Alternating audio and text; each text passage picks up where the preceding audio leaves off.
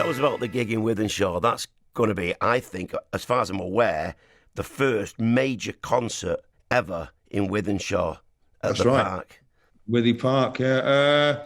Well, my guys who run my gigs, SJM, just said, look, they're gonna think of putting on gigs in Wythenshawe Park every summer, like a mini festival kind of thing. And I was like, right. And he said, would you be up for doing the first one?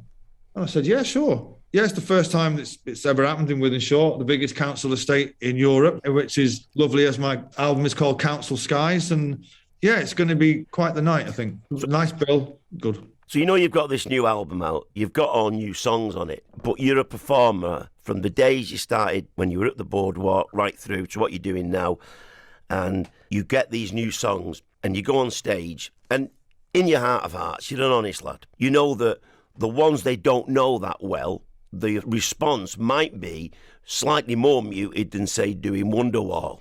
Yeah. What's it like psychologically thinking, well, I'm still going to do these songs because this is what I've just written. These are my babies. I want you to hear them.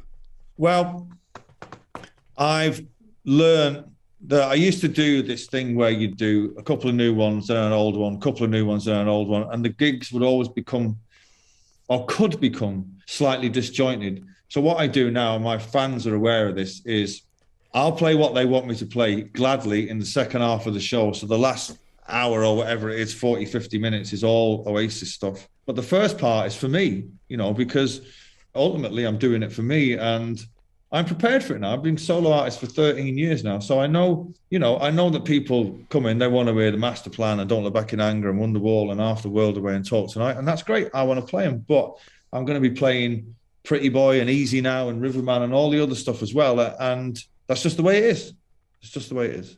You just got to accept it and not get too precious about it and be thankful that you've actually written some songs that still have got legs after 25, 30 years and don't worry about it. Don't worry about it. So 60 years ago around now, the Hollies started gigging. They'd got together in the December of 62. And from them, right through every decade, including you through all the pretty much the 90s and the noughties, right up to bands now like Lathams and Blossoms and 1975. This city, in my humble opinion, is one of the greatest, if not the greatest, rock and roll city in the world. We seem to have something, and it's just one city on the globe. What have we got that's magical, do you think? It is crazy, the stuff that's come out of Manchester.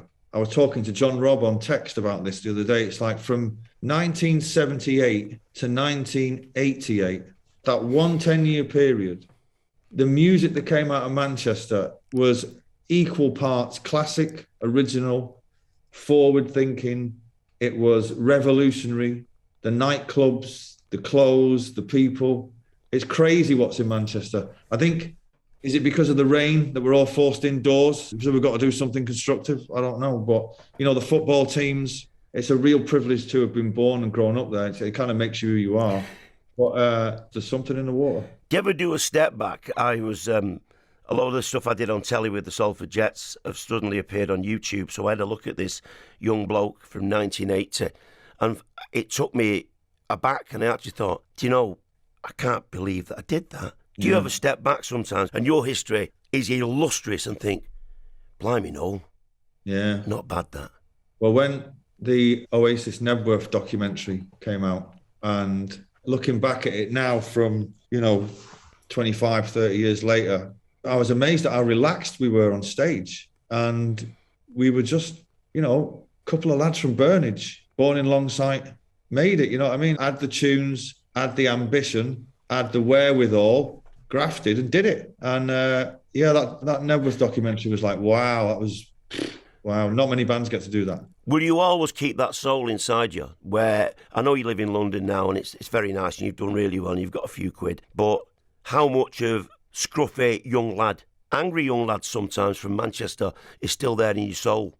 Well, it never leaves you. I'm back up home regularly to see my mum and watch City, and still got plenty of friends there that keep you grounded.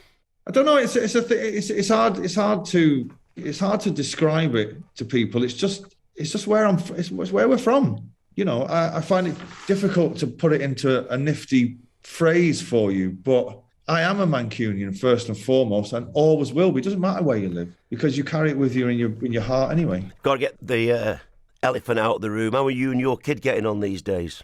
Oh, brilliantly, yeah. Genuinely, Yeah. He's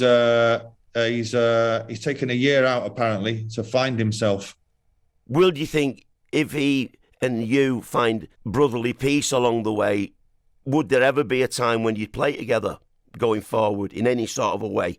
Well, one should never say never, right? But I have to be honest, and for no other reason than if Oasis hadn't fulfilled its potential, then there'd be something like the Stone Roses when they came back, right? They didn't really fulfill their potential, right? So it was worthwhile for them to come back. Oasis smashed it repeatedly for 20 odd years, but it would have to take an extraordinary set of circumstances, but that's not to say that those circumstances wouldn't ever come about. Thoughts for the future, mate? Where do you think you're going to be going? And I know we're going about the album. It's the latest thing, but I'm sure you're planning the future as we speak. Well, I'm going to be on tour all this year, most of next year.